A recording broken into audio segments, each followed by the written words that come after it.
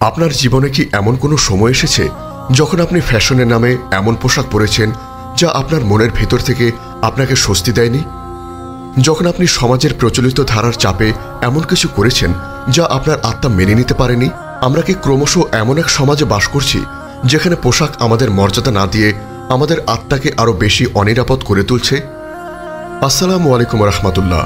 আমাদের চ্যানেলে যদি নতুন হয়ে থাকেন তাহলে চ্যানেলটি সাবস্ক্রাইব করবেন এবং ভিডিওটি যদি ফেসবুক থেকে দেখে থাকেন তাহলে ফেসবুক পেজটি ফলো দিয়ে আমাদের সাথে থাকবেন, যেখানে আমরা ইসলামের সমৃদ্ধ ইতিহাস ও জীবনের গভীর শিক্ষাকে আপনার হৃদয়ে পৌঁছে দেওয়ার চেষ্টা করি, যেন প্রতিটি আত্মা প্রশান্তি খুঁজে পায়। আপনার ইমানি জীবনকে আরও সমৃদ্ধ করতে আমাদের ব্লগ থেকে পড়ুন অনুপ্রেরণামূলক প্রবন্ধ, শুনুন হৃদয় ছোঁয়া অডিও এবং আপনার জীবনের প্রতিটি প্রশ্নের ইসলামিক সমাধান খুঁজে পেতে আজই ভিজিট করুন আমাদের ওয়েবসাইট www.ummaqontho.com। পোশাক এটি শুধু আমাদের শরীর ঢাকার একটি মাধ্যম নয়, এটি আমাদের পরিচয়, আমাদের সংস্কৃতি এবং সবচেয়ে গুরুত্বপূর্ণ আমাদের ইমানের প্রতিফলন। ইসলামে পোশাকের একটি গভীর আধ্যাত্মিক এবং সামাজিক তাৎপর্য রয়েছে। এটি কেবল লজ্জাস্থান আবৃত করার জন্য নয়, বরং এটি আমাদের সম্মান, আত্মমর্যাদা এবং আল্লাহর প্রতি আমাদের আনুগত্যের প্রতীক। পবিত্র কোরআনে আল্লাহ তাআলা বলেন, অর্থাৎ, হে বনি আদম, আমি তোমাদের জন্য পোশাক অবতীর্ণ করেছি যা তোমাদের লজ্জাস্থান আবৃত করে এবং যা সৌন্দর্য স্বরূপ, আর তাকওয়ার পোশাকই সর্বশ্রেষ্ঠ। সূরা আল আরাফ আয়াত ২৬। এই আয়াতটি আমাদের শেখায় যে পোশাকের দুটি উদ্দেশ্য রয়েছে। প্রথমত, আমাদের লজ্জাস্থান আবৃত করা, এবং দ্বিতীয়ত, আমাদের জন্য সৌন্দর্য এবং সম্মান বয়ে আনা। কিন্তু এর চেয়েও বড় হল তাকওয়ার পোশাক, যা আমাদের হৃদয়ের পবিত্রতার প্রতীক। তাকওয়ার এই পোশাকই একজন মুমিনকে হারাম পোশাকের প্রলোভন থেকে বাঁচিয়ে রাখে। আজকের এই যুগে যেখানে ফ্যাশনের নামে প্রায়শই অশ্লীলতা এবং বেহায়াপনা ছড়ানো হয়, সেখানে একজন মুমিনের জন্য শরীয়ত সম্মত পোশাক নির্বাচন করা একটি বড় চ্যালেঞ্জ। কিন্তু এই চ্যালেঞ্জটি হলো একটি পরীক্ষা যা আমাদের ইমানের দৃঢ়তা প্রমাণ করে। হারাম পোশাক থেকে বাঁচা মানে কিছু পোশাক পরিহার করা নয়, বরং এটি হলো আল্লাহর প্রতি আমাদের আনুগত্য এবং তার নির্ধারিত সীমারেখা মেনে চলার একটি অঙ্গীকার। হারাম পোশাক হলো সেই পোশাক যা শরীয়তের নীতিমালার পরিপন্থী। এর কিছু সুস্পষ্ট বৈশিষ্ট্য রয়েছে। প্রথমত, যে পোশাক শরীরের গঠন প্রকাশ করে তা আঁটসাঁট বা স্বচ্ছ হয়। পোশাকের মূল উদ্দেশ্য হল সতর অর্থাৎ লজ্জাস্থান ঢেকে রাখা, আর যদি পোশাকের মাধ্যমে শরীরের অবয়ব প্রকাশ পায় তাহলে সেই উদ্দেশ্য ব্যাহত হয়। পবিত্র কোরআনে আল্লাহ তাআলা নারীদেরকে তাদের সৌন্দর্য প্রদর্শন না করার নির্দেশ দিয়েছেন।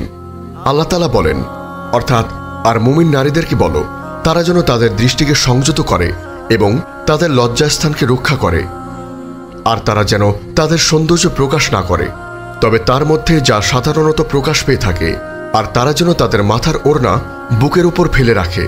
সূরা আন-নূর আয়াত ৩১।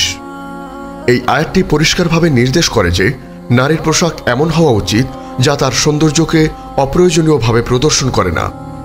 দ্বিতীয়ত, হারাম পোশাক হলো সেই পোশাক যা বিপরীত লিঙ্গের পোশাকের অনুকরণ হয়।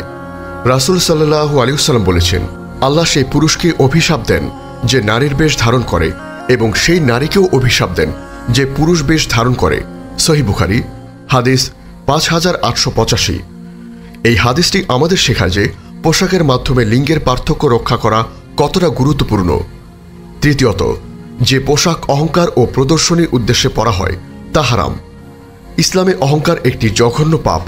পোশাকের উদ্দেশ্য যদি অন্যদের মুগ্ধ করা বা নিজেকে অন্যের চেয়ে শ্রেষ্ঠ প্রমাণ করা হয় তাহলে তা ইবাদতের পরিবর্তে পাপের কারণ হয়ে দাঁড়ায়। রাসূল সাল্লাল্লাহু আলাইহি ওয়াসাল্লাম বলেছেন, যার অন্তরে সরিষা দানা পরিমাণ অহংকার থাকবে সে জান্নাতে প্রবেশ করবে না। সহিহ মুসলিম হাদিস ১৪৭। আমাদের উচিত সাহাবীদের জীবন থেকে শিক্ষা নেওয়া। তারা আল্লাহর নির্দেশে নিজেদের জীবনধারায় সম্পূর্ণ পরিবর্তন এনেছিলেন। যখন তুমি মনে করো তোমার জীবনে পরিবর্তন আনা অসম্ভব, তখন ইসলামের প্রাথমিক যুগের কথা ভাবো। সেই অন্ধকার সমাজে কিভাবে রাসূল সাল্লাল্লাহু আলাইহি ওয়াসাল্লামের মাধ্যমে সম্পূর্ণ পরিবর্তিত হয়েছিল। পরিবর্তন সম্ভব যদি তোমার সদিচ্ছা থাকে। শরীয়ত সম্মত পোশাক পরা আমাদের সম্মান ও মর্যাদা বৃদ্ধি করে। এটি আমাদের আত্মাকে এক ধরনের স্বাধীনতা দেয়, কারণ আমরা সমাজে প্রচলিত ধারা দাসত্ব থেকে মুক্ত হই। যখন আমরা আল্লাহর জন্য নিজেদেরকে আবৃত করি তখন আমরা অন্যদের কাছে নিজেদের বাহ্যিক সৌন্দর্যের চেয়ে আমাদের চরিত্র এবং ব্যক্তিত্বের মাধ্যমে পরিচিত হই। যখন তুমি মনে করো তোমার জীবন অর্থহীন, তখন রাব্বুল আলামিন আল্লাহ তাআলার কথা ভাবো। তিনি প্রতিটি সৃষ্টির জন্যই একটি উদ্দেশ্য নির্ধারণ করেছেন এবং তোমার জীবনের উদ্দেশ্য আল্লাহই জানেন, তাই তাকে স্মরণ করো। হারাম পোশাক থেকে বাঁচার জন্য আমাদের ধৈর্য এবং দৃঢ়তা প্রয়োজন। এই পথে অনেক বাধা আসতে পারে, অনেক সমালোচনা হতে পারে। যখন তুমি মানুষের নিন্দা বা সমালোচনায় ভীত হও, তখন রাসূল সাল্লাল্লাহু আলাইহি ওয়াসাল্লামের কথা ভাবো। মক্কার লোকেরা তার বিরুদ্ধে কত কথা বলেছে, কত কুৎসা রটিয়েছে, কিন্তু তিনি সত্য প্রচারে অবিচল ছিলেন। মানুষের নিন্দায় তোমার মূল্য কমে যায়নি। শরীয়ত সম্মত পোশাক শুধু নারীদের জন্য নয়, বরং পুরুষদের জন্য সমানভাবে প্রযোজ্য। পুরুষকেও তাদের সতর অর্থাৎ নাভি থেকে হাঁটু পর্যন্ত ঢেকে রাখা এবং এমন পোশাক পরিহার করতে বলা হয়েছে যা অহংকার প্রকাশ করে বা বিপরীত লিঙ্গের অনুকরণ করে।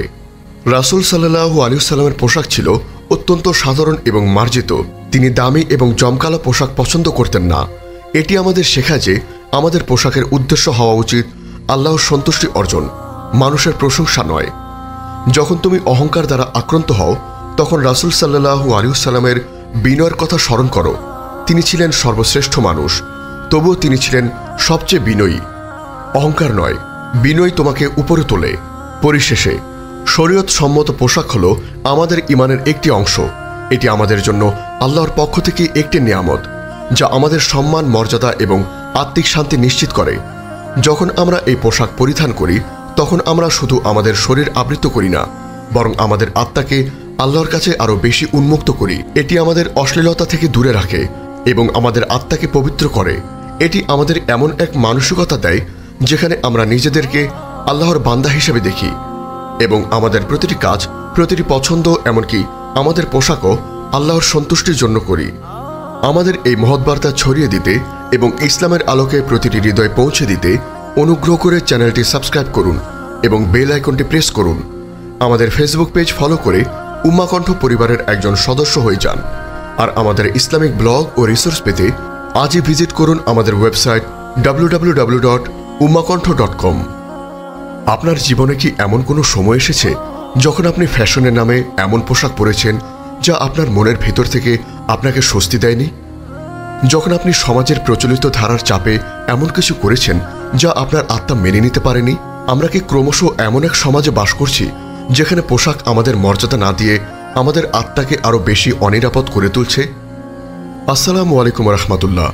আমাদের চ্যানেলে যদি নতুন হয়ে থাকেন তাহলে চ্যানেলটি সাবস্ক্রাইব করবেন এবং ভিডিওটি যদি ফেসবুক থেকে দেখে থাকেন তাহলে ফেসবুক পেজটি ফলো দিয়ে আমাদের সাথে থাকবেন, যেখানে আমরা ইসলামের সমৃদ্ধ ইতিহাস ও জীবনের গভীর শিক্ষাকে আপনার হৃদয়ে পৌঁছে দেওয়ার চেষ্টা করি, যেন প্রতিটি আত্মা প্রশান্তি খুঁজে পায়। আপনার ঈমানী জীবনকে আরও সমৃদ্ধ করতে আমাদের ব্লগ থেকে পড়ুন অনুপ্রেরণামূলক প্রবন্ধ, শুনুন হৃদয় ছোঁয়া অডিও এবং আপনার জীবনের প্রতিটি প্রশ্নের ইসলামিক সমাধান খুঁজে পেতে